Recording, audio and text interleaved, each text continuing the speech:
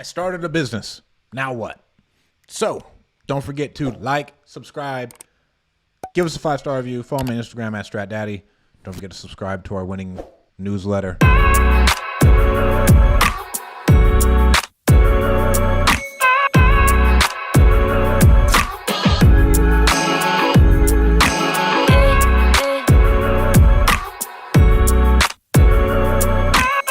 What should you do when you start a business? And please share with your friends, share with your mom, share with anybody who you think is going to gain value from this. I started a business, now what? Hopefully by the time you started this business, you know that there's actually, and I'm not talking to specifically tech people because they come up with their own problems. And they come up with a problem and then they solve it and they see if the market wants it, which is really weird. But you started a business, now what? Well, first off, let's go get some clients and let's get on the phone. We need to be on the phone, and that is the only thing that matters is top line revenue and net profits. Like the only thing that matters is us bringing in money, nothing else. So how can we get our phone ringing as much as possible so we can close people and then we can fulfill the orders? That's all. I know it's contrary to what other people say, but in all reality, like systems are worthless if there's no money coming in.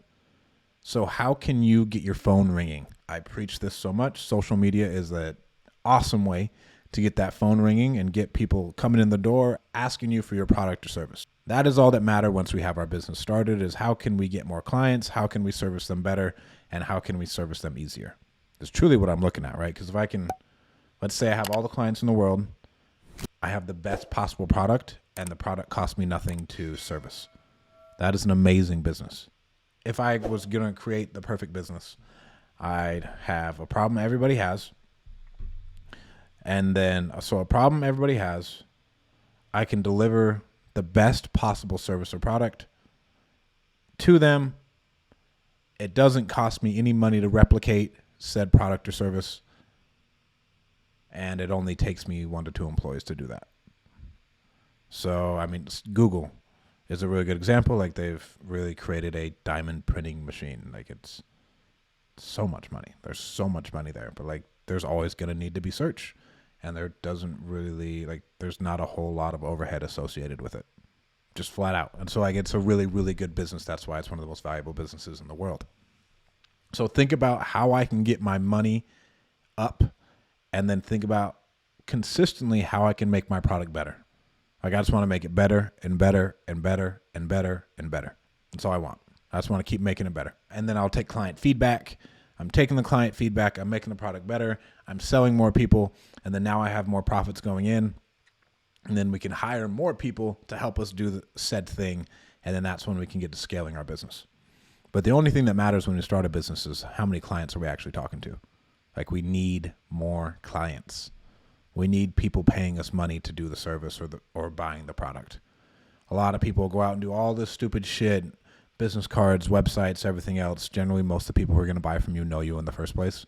Not as even in e-commerce too. Like they will buy from you.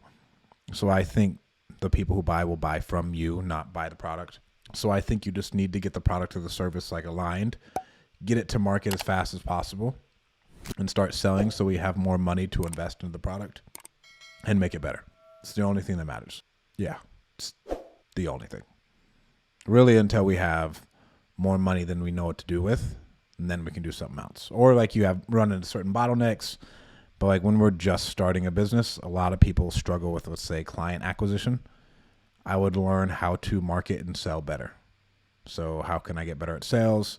How can I get better at marketing?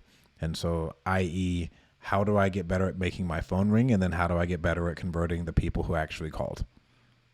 If I have that down, then I have enough money to invest in infrastructure to fulfill those orders better. That in a nutshell is every business, whether it's product or service. If it's product, then like you're making your website better or making your ads convert better. If it's service, then how do we get our phone ringing? Then how are we closing them over the phone? Or even if it's your service and you're selling through like a web page or something. But think about that. Don't listen to anybody else. Go get this book called Ready, Fire, Aim. I'm reading that currently, and this guy's done multiple $100 million companies, and he's on the same trajectory to where this whole school of thought of, dude, the only thing that matters is getting our phone ringing and bringing in revenue. Nothing else matters. Don't be afraid to reinvest into the company and buy more stuff. Thank you guys so much for tuning in.